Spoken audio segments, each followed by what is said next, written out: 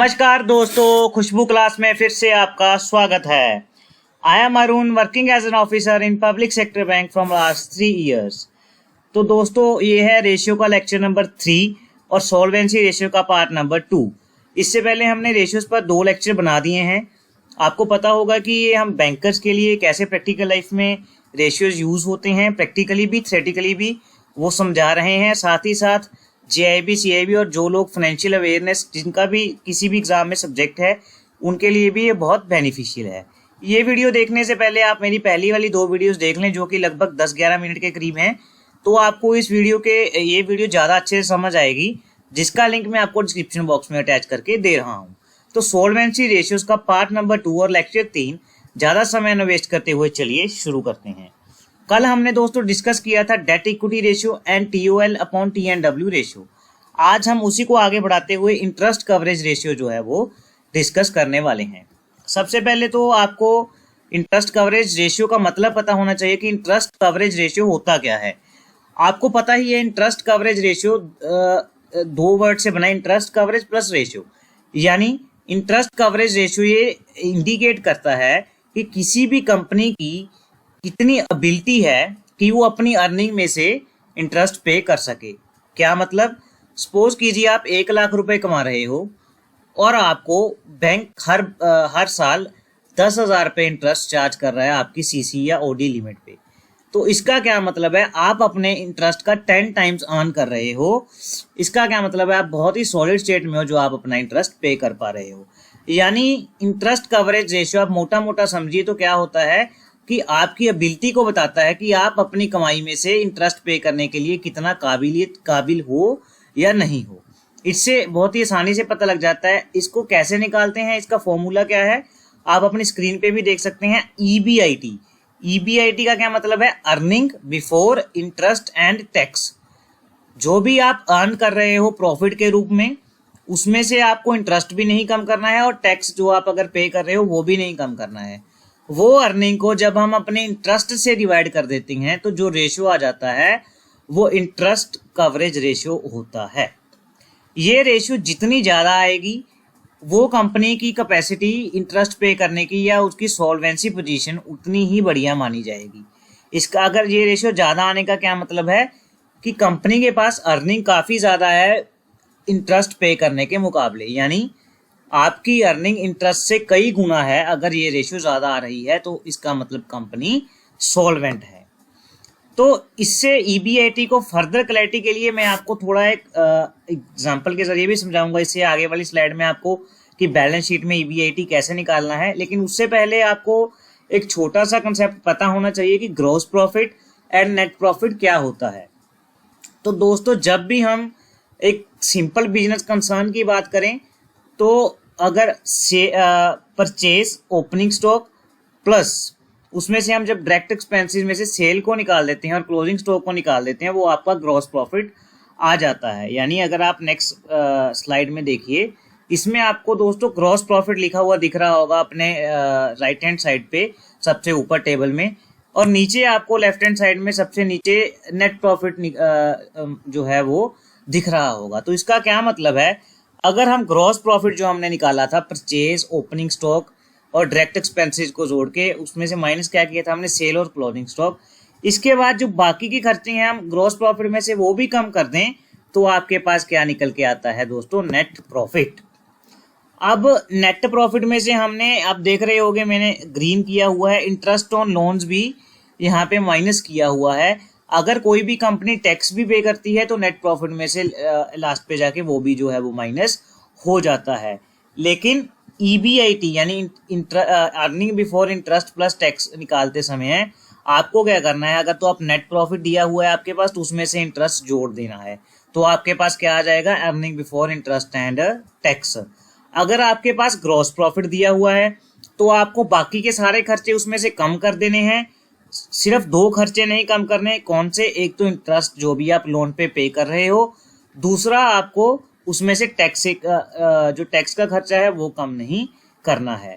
आपको मैंने दोनों अप्रोच समझा दी कि नेट प्रॉफिट से EBIT पे कैसे पहुंचना है और ग्रॉस प्रॉफिट से EBIT पे कैसे पहुंचना है।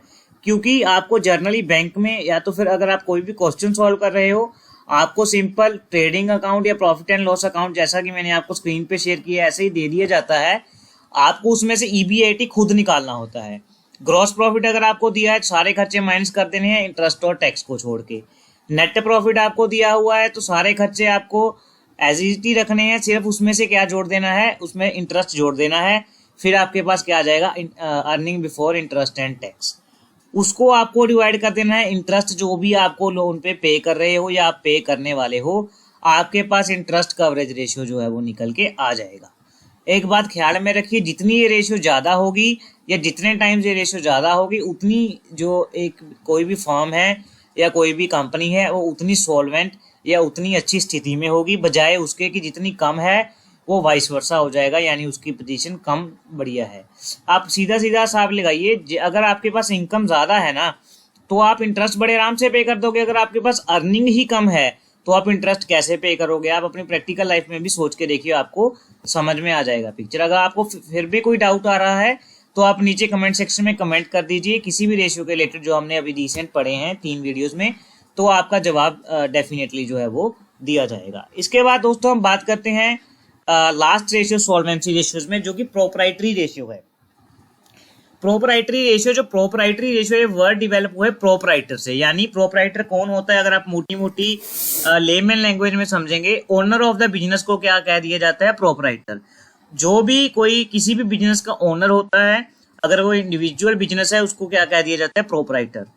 ठीक है, अगर आप उनके जो प्रोप्राइटर ने फंड्स इन्वेस्ट किए हैं बिजनेस में, उसको आप अगर कंपनी में डील कर रहे हो तो आप उसको शेयर होल्डर फंड भी कह सकते हो, इक्विटी भी कह सकते हो, प्रोप्राइटर कैपिटल भी कह सकते हो, या पार्टनर्स की कैपिटल भी कह देते हो। वो एक सेम वर्ड कहलाता है, लेकिन वो कंपनी पार्टनरशिप केस या तो प्रोप्राइटरशिप के केस में वेरी हो जाता है। लेकिन अगर आप शेयर होल्डर फंड आपको दिया है, या ओनर्स इक्विटी लिख के दिया है, या आपको प्रोप्राइटर कैपिटल लिख के दिया है, तो तीनों का मतलब सेम होता है।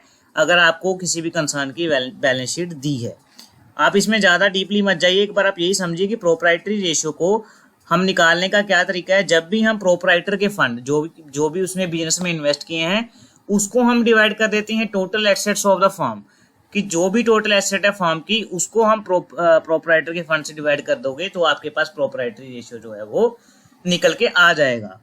प्रोप्राइटरी रेशियो का क्या सिग्निफिकेंस है? ये मोटा मोटा यही है कि इससे आपको पता लग जाता है कि जितने फर्म के टोटल एसेट्स हैं उसमें से प्रोप्राइटर ने कितने पैसे इन्वेस्ट किए हैं, क्या वो प्रोप्राइटर के पैसों से कितने एसेट्स आए हैं। यानी सपोज कीजिए आपके पास 1 लाख के बिजनेस में टोटल एसेट्स हैं, प्रोप्राइटर की कैपिटल है उसमें से 50,000, यानी 0.05 प्रोप्राइटर का स्टेक है बिजनेस में। मतलब क्या है कि उतने एसेट्स से उसने टोटल एसेट्स में से उतना उसने अपनी कैपिटल में से इन्वेस्ट किया है। वहीं अगर टोटल एसेट 1 लाख के हैं, उसने सिर्फ 10,000 इन्वेस्ट किए, बाकी के 90,000 लोन्स वगैरह से आए हैं, तो प्रोप्राइटरी रेशियो कम हो जाएगा, जिससे ये आएगा कि उसका ओनर का जो बिजनेस में स्टेक है वो बहुत ही कम है। तो ये आप समझिए कि जितना ओनर का स्टेक ज़्यादा होगा बिजनेस में, या जितनी प्रोप्राइटरी रेशियो ज़्यादा होगी, वो बिजनेस उतने ही सफल माने जाते हैं, क्योंकि जिसका ओनर का जितना ज़्यादा पैसा बिजनेस में लगा होता है तो वो उतना ही ध्यान ज़्यादा देता है, बजाय उसके कि 10,000 आपने खुद का लगाया है, 90,000 लोन से लिया है, तो वो इतना ध्यान कोई भी नहीं देता। बजाय उसके अगर आप 90,000 आपका खुद का लगा है, 10,000 आपने लोन लिया है, तो डेफिनेटली आप 90,000 की तरफ ज़्यादा ध्यान दोगे बजाय 10,000 के। तो प्रोप्राइटरी रेशियो क्या है, जितनी ज़्यादा होगी उतना बढ़िया रहेगा, बजाय उसके कि जितना कम हो।